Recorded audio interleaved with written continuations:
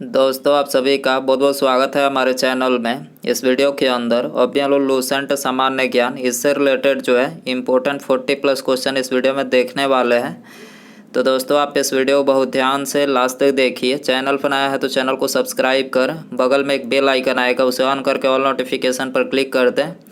दोस्तों, वीडियो पसंद आए तो प्लीज़ वीडियो को लाइक ज़रूर करें। तो चलिए शुरू करते हैं। देखिए, यहाँ पर हमारा पहला क्वेश्चन दिया गया है, संविधान का वह कौन सा भाग है जिसे लागू करवाने के लिए व्यक्ति सीधे उच्चतम न्यायालय में जा सकता है। तो देखिए, करेक्ट आंसर ऑप्शन ए हो जाएगा। ये भारतीय संविधान का भाग 3 है, जिसे लागू करवाने के लिए व्यक्ति जो है सीधे उच्चतम न्यायालय में जा सकता है। भाग 3 क्या है? तो देखिए, भाग 3 में जो है मौलिक अधिकार दिया गया है, जिसे अनुच्छेद 12 से 35 तक में वर्णित है। याद रखना है आपको, मौलिक अधिकार भारतीय संविधान के भाग 3 और अनुच्छेद 12 से 35 तक में जो है वर्णित है। इसके अलावा यहाँ पर कुछ महत्वपूर्ण अनुच्छेद लिखे हैं जो आपके एग्जाम के लिए इम्पोर्टेंट है। देखिए, पहला दिया गया है समानता का अधिकार। ये भारतीय संविधान के अनुच्छेद 14 से 18 तक में वर्णित है। स्वतंत्रता का अधिकार अनुच्छेद 19 से 22 तक में वर्णित है। शोषण के विरुद्ध अधिकार अनुच्छेद 23 से 24 तक में वर्णित है। धार्मिक समानता का अधिकार अनुच्छेद 25 से 28 तक में वर्णित है। संस्कृति और शिक्षा का अधिकार अनुच्छेद 29 से 30 तक में वर्णित है। संवैधानिक उपचारों का अधिकार अनुच्छेद 32 से 35 तक में वर्णित है। ठीक है, आपको याद रखना एग्जाम के लिए काफ़ी इंपॉर्टेंट है। क्वेश्चन नंबर 2 है, वर्षा जल का पीएच मान कितना होने पर उसे अम्ल वर्षा की संज्ञा देते हैं।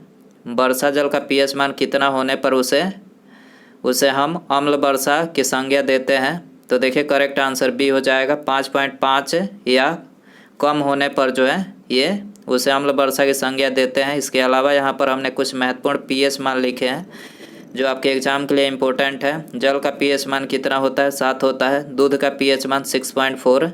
सिरके का पीएच मान 3 होता है। मानव रक्त का पीएच मान 7.4 होता है। नींबू का पीएच मान 2.4 होता है। NaCl नमक का पीएच मान 7 होता है। शराब का पीएच मान 2.8 होता है। मानव मूत्र का पीएच मान 4.8 से 8.4 होता है। समुद्र जल का पीएच मान 8.5 होता है। आंसू का पीएच मान 7.4 होता है। मानव लार का पीएच मान 6.5 से 7.5 होता है। HCl का पीएच मान 0 होता है। H2SO4 इसका पीएच मान 1.0 होता है। संविधान सभा के लिए चुनाव कब हुआ था? संविधान सभा के लिए चुनाव कब हुआ था? तो देखिए, करेक्ट आंसर बी हो जाएगा। जुलाई से अगस्त 1946 में जो है संविधान सभा के लिए चुनाव हुआ था। इसके अलावा भारतीय संविधान से रिलेटेड जो क्वेश्चन एग्जाम में पूछे जाते हैं वो यहाँ पर हमने लिखे हैं। संविधान सभा की पहली बैठक कब हुई थी? 9 दिसंबर 1946 को हुई थी। संविधान सभा के अस्थायी अध्यक्ष कौन थे? डॉक्टर सच्चिदानंद सिन्हा संविधान सभा के अस्थायी अध्यक्ष थे। संविधान सभा के अस्थायी अध्यक्ष के रूप में किसे नियुक्त किया गया था? डॉक्टर राजेंद्र प्रसाद को। भारतीय संविधान सभा की स्थापना कब की गई थी? तो 6 दिसंबर 1946 को। भारतीय संविधान के निर्माण में कितना समय लगा था? 2 वर्ष 11 महीना और 18 दिन। ठीक है, संविधान को निर्माण करने में कितना समय लगा? तो देखिए, ये 2 वर्ष 11 महीना और 18 दिन जो इसको बनाने में समय लगा था। भारत में पहली बार संविधान दिवस किस वर्ष में मनाया गया था? तो ये 2015 में मनाया गया था। संविधान में धर्मनिरपेक्ष और समाजवादी शब्द किस वर्ष जोड़े गए? 1976 में जोड़े गए थे। पंचवर्षीय योजना की अवधारणा किस देश के संविधान से प्रेरित है? सोवियत संघ से प्रेरित है। किस भाग को संविधान की आत्मा कहा जाता है? तो प्रस्तावना को जो है ये संविधान की आत्मा कहा जाता है। भारतीय संविधान को लागू करते समय इसमें कितने अनुच्छेद और भाग और अनुसूचियाँ थे? तो देखिए, लागू करते समय जो है 395 अनुच्छेद, 22 भाग और 8 अनुसूचियाँ थी। लेकिन अभी वर्तमान में अनुसूचियाँ जो है 12 है। ठीक है, अभी वर्तमान में कितने अनुच्छेद 12 है। अभी वर्तमान में कितने अनुच्छेद, भाग और अनुसूचियाँ हैं? तो देखिए, अनुच्छेद गणना की दृष्टि से 395 ही हैं, लेकिन खंड वाइज देखा जाए तो 450 से भी ज़्यादा अनुच्छेद हैं। 25 भाग हैं और 12 अनुसूचियाँ अभी वर्तमान में है। तो आपको याद रखना है, देश का कौन सा सर्वोच्च कानून है? देश का कौन सा सर्वोच्च कानून है? तो भारतीय संविधान जो है सर्वोच्च कानून है। भारतीय संविधान को अंगीकृत कब किया गया था? 26 नवंबर 1949 को किया गया था। स्वदेशी आंदोलन की शुरुआत किस अधिवेशन के बाद हुई? स्वदेशी आंदोलन की शुरुआत किस अधिवेशन के बाद हुई? बनारस अधिवेशन के बाद हुई। ऑप्शन सी यहाँ पर करेक्ट हो जाएगा। चंपारण सत्याग्रह के प्रमुख किसान नेता थे। चंपारण सत्याग्रह के प्रमुख किसान नेता कौन थे? तो ये राजकुमार शुक्ल थे। ऑप्शन यहाँ पर करेक्ट हो जाएगा। निम्नांकित में से कौन प्रत्यक्ष कर नहीं है? तो देखिए करेक्ट आंसर सी हो जाएगा। सीमा शुल्क जो है ये प्रत्यक्ष कर नहीं है। कार्नेटाइट किस धातु का अयस्क या फिर खनिज है? तो देखिए कार्नेटाइट जो है ये यूरेनियम का अयस्क है। ठीक है, तो ऑप्शन सी यहाँ पर करेक्ट हो जाएगा। द्विनाम पद्धति के प्रतिपादक कौन है? द्विनाम पद्धति के प्रतिपादक लीनियस। ठीक है, लीनियस को माना जाता है। ऑप्शन बी करेक्ट हो जाएगा। किस संविधान संशोधन द्वारा एक ही व्यक्ति को 2 या 2 से अधिक राज्यों का राज्यपाल बनाने संबंधी प्रावधान किया गया है? किस संशोधन के द्वारा? 7वां संविधान संशोधन के द्वारा जो है एक ही व्यक्ति को 2 या 2 से अधिक राज्यों का राज्यपाल संबंधी बनाने का जो है प्रावधान दिया गया है। ये आंसर हो जाएगा। बिहार में पंचायतों की वित्तीय स्थिति का पुनर्विलोकन करने के लिए निम्नलिखित में से कौन सा राज्य वित्त आयोग का गठन करता है? तो देखिए करेक्ट आंसर सी हो जाएगा, राज्यपाल करते हैं। ठीक है, बिहार में पंचायतों की वित्तीय स्थिति का पुनर्विलोकन करने के लिए जो है कौन राज्य वित्त आयोग का गठन करता है? तो राज्यपाल करते हैं। ऑप्शन सी यहाँ पर करेक्ट हो जाएगा। गीत गोविंद के रचयिता जयदेव किस शासक के दरबारी कवि थे? तो देखिए जयदेव की बात करें तो देखिए जयदेव ये लक्ष्मण सेन के दरबारी कवि थे। ऑप्शन डी यहाँ पर करेक्ट हो जाएगा। हंटर कमीशन की रिपोर्ट में किसके विकास पर विशेष जोर दिया गया था? हंटर कमीशन के रिपोर्ट में किसके विकास पर विशेष जोर दिया गया था? प्राथमिक शिक्षा के विकास पर दिया गया था। ठीक है, ऑप्शन सी यहाँ पर करेक्ट हो जाएगा। भारतीय संविधान के अनुच्छेद 244 संबंधित है। तो देखिए अनुच्छेद जो 244 है ये अनुसूचित क्षेत्रों और जनजाति क्षेत्रों के प्रशासन से संबंधित है। ऑप्शन यहाँ पर करेक्ट हो जाएगा। बिहार में पंचायत का मुखिया अपना त्यागपत्र देता है। बिहार में पंचायत का जो मुखिया होता है अपना त्यागपत्र किसे देता है? तो ये जिला पंचायत राज पदाधिकारी को, जिला पंचायत राज पदाधिकारी को देता है। ऑप्शन डी यहाँ पर करेक्ट हो जाएगा।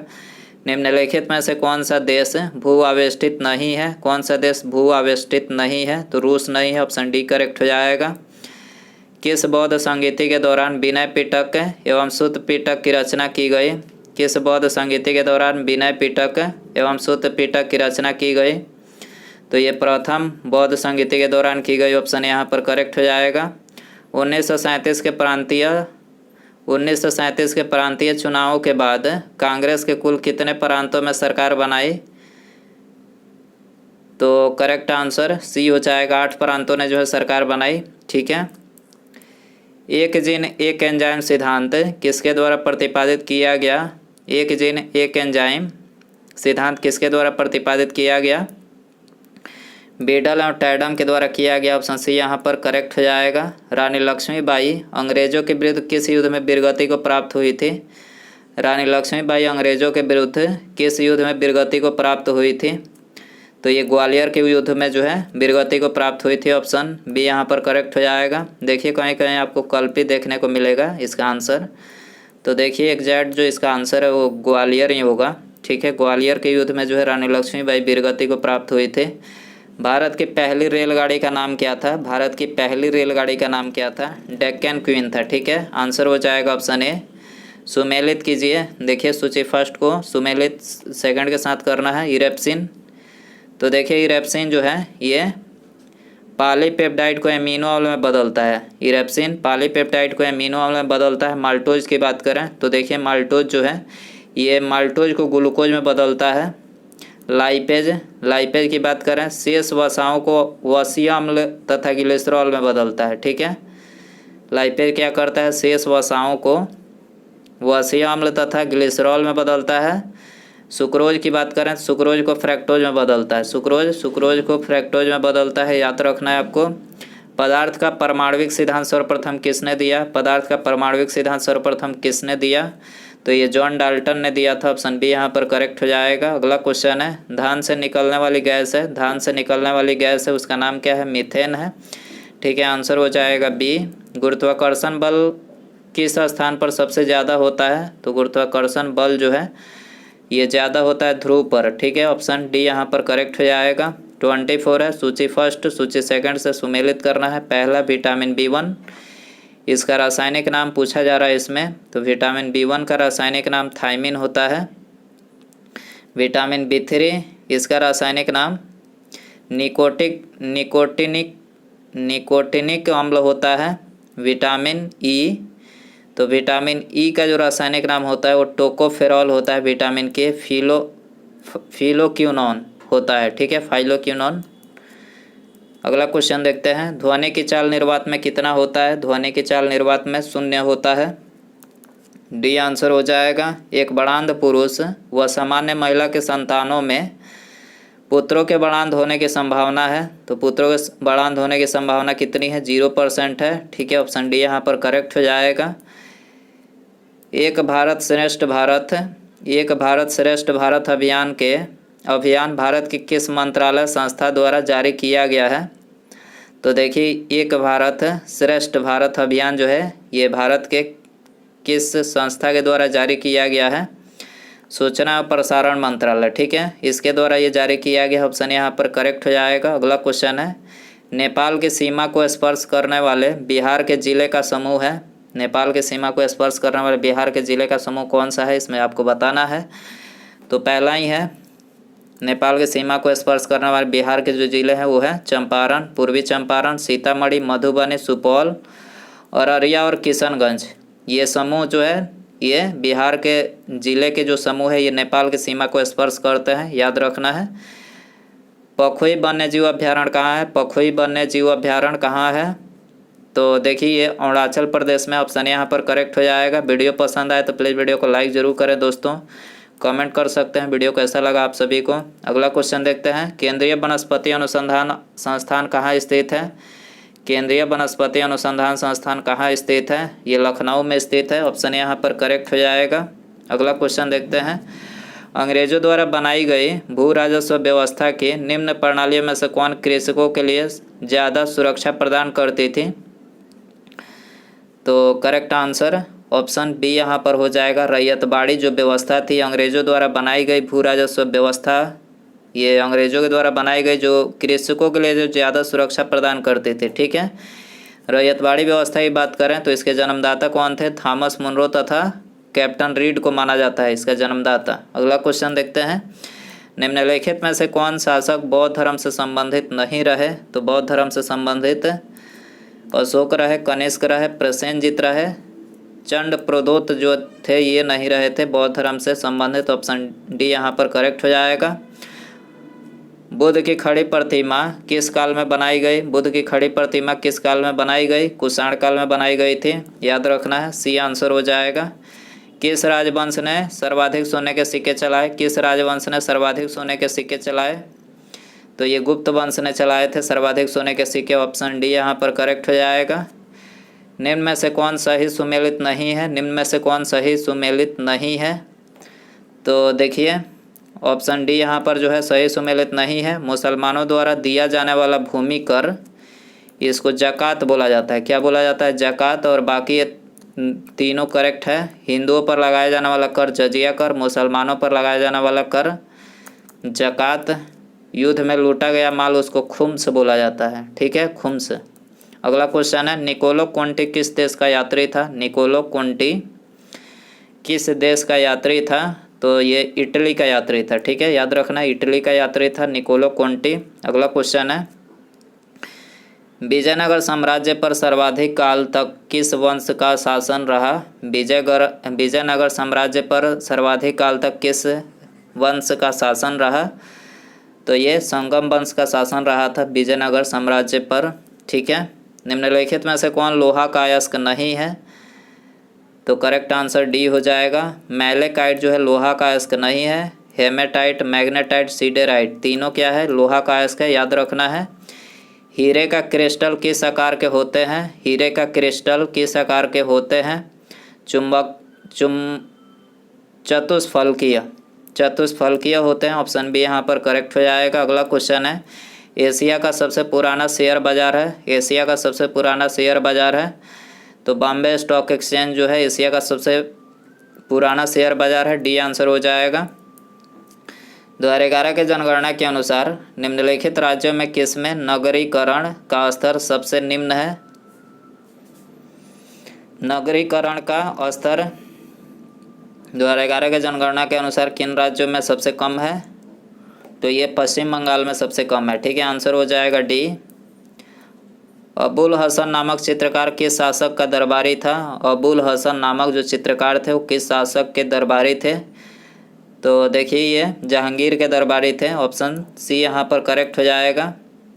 अगला क्वेश्चन है, निम्नांकित में से किन राज्यों की सीमा बांग्लादेश से मिलती है? बांग्लादेश से किन राज्यों की सीमा मिलती है? तो देखिए मेघालय, मिजोरम, त्रिपुरा और असम। ठीक है, तो यहाँ पर ऑप्शन डी 1, 3, 2, 4 ऑप्शन डी में दिया गया है, करेक्ट है। अगला क्वेश्चन है, पश्चिमी घाट की निम्नांकित पहाड़ियों का उत्तर से दक्षिण सही क्रम। उत्तर से दक्षिण में इसमें बताना है पश्चिमी घाट की जो पहाड़ियाँ हैं उत्तर से दक्षिण की तरफ जो है इसमें क्रम चुनना है आपको। तो देखिए पहला ही है, उत्तर में सबसे पहले नीलगिरी पहाड़ी है, उसके बाद अन्नामलाई पहाड़ी, उसके बाद दक्षिण में जो है इलायची पहाड़ी। तो ऑप्शन यहाँ पर करेक्ट हो जाएगा। भगवान महावीर वन्य जीव अभ्यारण्य किस राज्य में है? भगवान महावीर वन्य जीव अभ्यारण्य किस राज्य में है? तो देखिए आप सभी के लिए होमवर्क क्वेश्चन रखते हैं। ऑप्शन है आपके लिए उत्तर प्रदेश, बिहार, गोवा या फिर कर्नाटक। दोस्तों यदि आपको इसका आंसर पता हो तो कमेंट बॉक्स में ज़रूर बताएं और अपना स्कोर भी बता सकते हैं कितने क्वेश्चन आपको इसमें से आते थे। तो अपना स्कोर भी ज़रूर बताइए और इस वीडियो का जो क्वेश्चन पूछा गया होमवर्क आपके लिए इसका भी आंसर बताइए। ठीक है, मिलते हैं अगले वीडियो में। नमस्कार, जय हिंद, जय भारत।